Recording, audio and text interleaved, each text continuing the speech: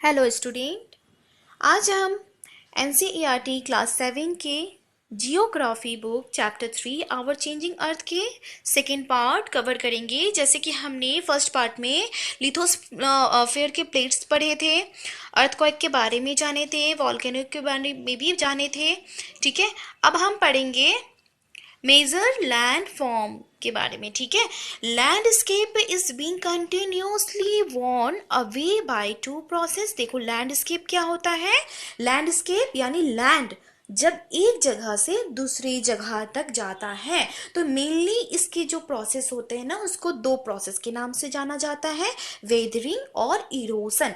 तो ये वेदरिंग क्या होता है? Weathering is the breaking up of rocks, यानी अर्थ के ऊपर में जितने भी सारे रॉक्स होते हैं ना, वो क्या हो जाते हैं, वो टूटने लग जाते हैं। जब टूटता है तो उसे वेदरिंग कहते हैं। और इरोजन किसे कहते हैं? जब लैंडस्केप होता है यानी मिट्टी के जो ऊपर वाले जो परत होता है ना, वो पानी के वजह से बह जाता है या हवा के वजह से उड़ जाता है।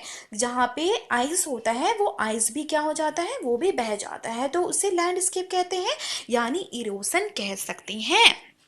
इस प्रोसेस में क्या होता है ना, इरोसन में क्या होता है कि जब एक जगह से दूसरे जगह तक लैंड जा रहा है, वो बह रहा है, तो इससे क्या हो जाता है कि हमारे अर्थ के जो सरफेस है ना, यहाँ पे डिफरेंट लैंड फॉर्म हो जा रहे हैं, अलग अलग लैंड फॉर्म हो जा रहे हैं ना। कहीं पे हील हो जा रहा है तो कहीं पे प्लेटू हो रहा है, कहीं पे प्लेन बन जा रहा है, तो यही है लैंड फॉर्म। ठीक है, तो अब हम पढ़ते हैं work of river. Work of river के बारे में पढ़ते हैं कि रिवर क्या है।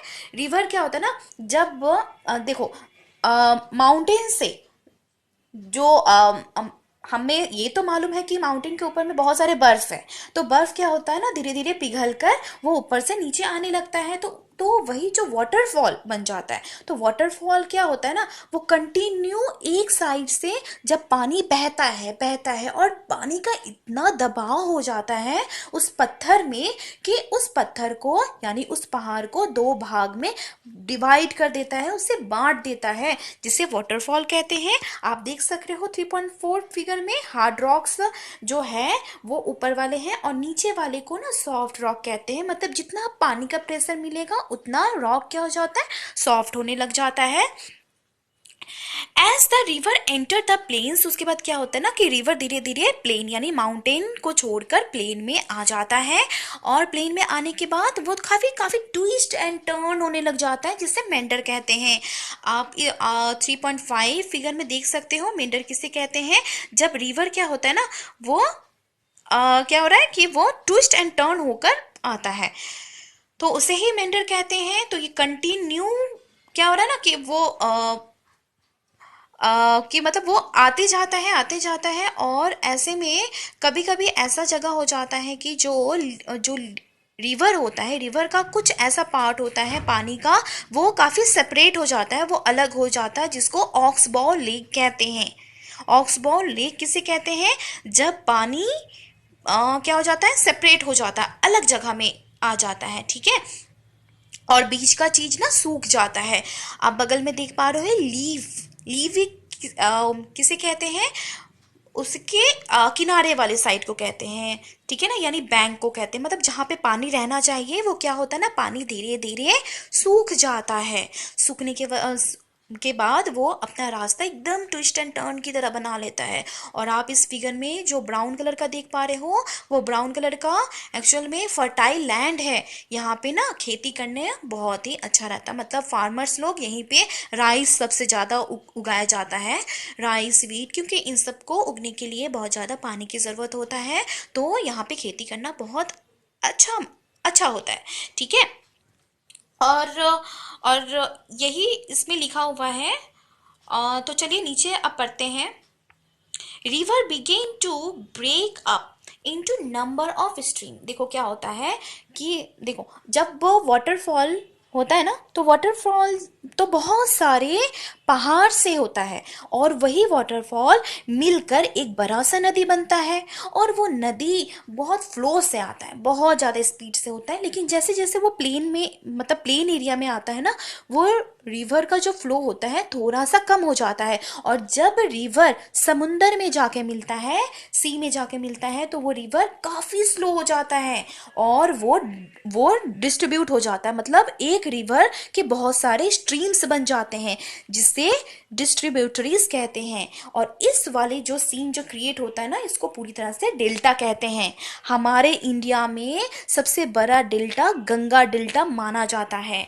ठीक है, अब हम पढ़ते हैं वर्क ऑफ सी वेव्स यानी सी वेव्स का। चलिए पिक्चर में देखते हैं। फिगर 3.7 में आप देख पा रहे हो कि समुंदर है, समुंदर के बीच में कुछ पहाड़ भी है और कुछ बड़े रॉक्स भी होते हैं। तो क्या होता है ना कि समुंदर का जब वेव होता है और उसके पानी का प्रेशर इतनी ज़्यादा होता है ना कि उस पत्थर को मतलब उस पत्थर को ना बिल्कुल होल कर देता है और उसके बीच से पानी का आना जाना होने लग जाता है, तो उसे सी आर्क कहते हैं। ठीक है, सी आर्क आपको समझ आ गया, आप फिगर में देख सकते हो। और उसके बगल में सी केव है। केव यानी गुफा। यानी क्या होता है ना कि जब पानी का प्रेशर उस पत्थर को मतलब दोनों आर पार में ना डिवाइड करे, सिर्फ एक ही साइड को जब गड्ढा कर दे, केव की तरह बना दे, तो उसे सी केव कहते हैं। और स्टॉक किसे कहते हैं, यानी दीवार की तरह ना कुछ ऐसे स्टोन होते हैं जो पूरी तरह से दीवार की तरह हो जाते हैं और मतलब काफी पतले में उसको तोड़ देता है। मतलब साइड साइड से पानी आने जाने की वजह से पत्थर इतने डिवाइड, पूरी तरह से डिवाइड हो जाते हैं, टूट जाते हैं, तो उसे स्टॉक कहते हैं। ठीक है, तो यही इसमें लिखा हुआ है, work of sea wave, the erosion and the deposition of sea wave. यानी क्या हो जाता है कि इरोशन और डिपोजिशन, सी वेव कंटिन्यू क्या कर रहा है, ये बहुत प्रेशर दे रहा है और जिस वजह से रॉक क्या होता है ना, वो पूरी तरह से टूट जाता है। तो हॉलो वाले जगह को सी केव कहते हैं।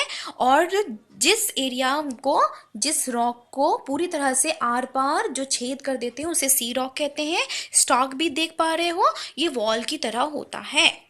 ठीक है, अब हम पढ़ते हैं वर्क ऑफ आइस यानी आइस के रॉक्स के बारे में, कि glacier are river of ice. आपको मालूम है ये ग्लेशियर क्या होता है? ग्लेशियर होता है आइस का रिवर। ठीक है, जो देखो हम लोग रिवर क्या देखते हैं, पानी का रिवर, तो आइस के रिवर को ग्लेशियर कहते हैं। तो ये भी लैंडस्केप होता है, हो ही सकता है ना। और जब ग्लेशियर का पानी, मतलब सॉरी, जो आइस होता है ना, वो मेल्ट होने के बाद क्या होता है ना, वो पानी बनकर एक जगह में स्टोर हो जाता है और माउंटेन में बहुत ब्यूटीफुल लेक्स क्रिएट कर देता है। यानी जो झील होता है ना, वो ग्लेशियर के ही आइस से पिघलने के वजह से लेक्स बनता है। तो ये जो मटेरियल, अब देखो जो ग्लेशियर क्या हो रहा है ना, वो पहाड़ से ऊपर से नीचे की तरफ आ रहा है। तो जब आता है ना, तो पहाड़ को भी ना मतलब उसको काट काट कर आता है। यानी बहुत ज़्यादा प्रेशर की वजह से पहाड़ के भी जो स्टोन होते हैं वो टुकड़े में बढ़ जाते हैं। तो और जब ऊपर से नीचे आता है तो वो अपने साथ बहुत सारे मटेरियल कैरी करता है, जैसे बिग रॉक, स्मॉल रॉक्स, फिर सैंड, सिल्ट, ये सब चीज़ें कैरी करता है। This deposit form glacier moraines, और यही सारे डिपोजिट क्या करता है, ग्लेशियर मोरेन्स इससे बनता है। अब हम पढ़ते हैं वर्क ऑफ विंड यानी विंड के वर्क के बारे में। आपने कभी डेजर्ट में देखा होगा या फिर पिक्चर में आप देखो 3.9 में, यहाँ पे सैंड डून्स बने हुए हैं। सैंड डून्स यानी सैंड के पहाड़ बने हुए हैं, देख पा रहे हो। ये हमेशा बना हुआ रहता है। ये क्यों होता है, जब बहुत ज़्यादा वहाँ पे विंड ब्लो होता है ना, बहुत ज़्यादा विंड ब्लो होने की वजह से सैंड क्या होता है, एक जगह से दूसरे जगह तक मूव होने लगता है और ये पहाड़ के शेप में ले लेता है, जिसे सैंड डून्स कहते हैं।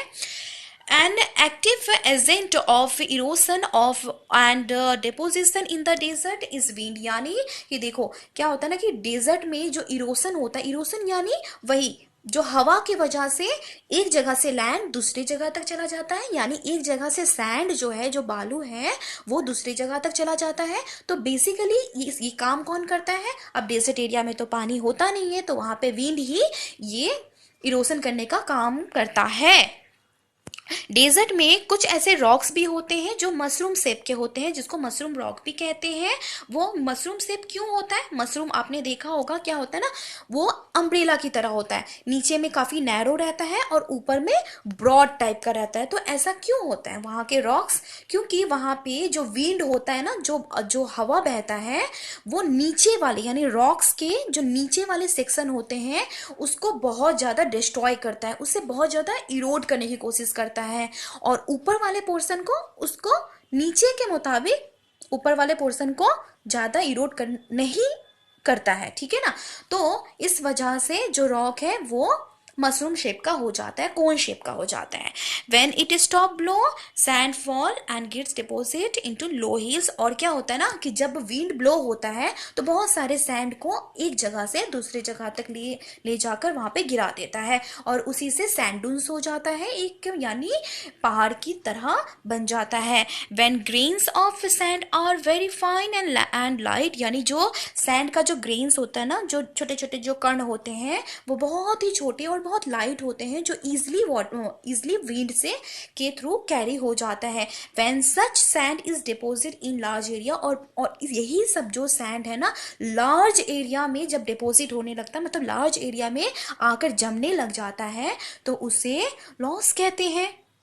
Large deposit of loss is found in China. China में लार्ज डिपोजिट ऑफ लॉस को मतलब फाइंड कर सकते हैं, मतलब वहां से मिल सकता है। तो यही था मेरा चैप्टर। आपको चैप्टर कैसा लगा? अगर कुछ प्रॉब्लम होगा तो मुझसे ज़रूर पूछ लीजिएगा कमेंट में, लाइक ज़रूर कीजिएगा। मिलते हैं नेक्स्ट वीडियो में। Thank you.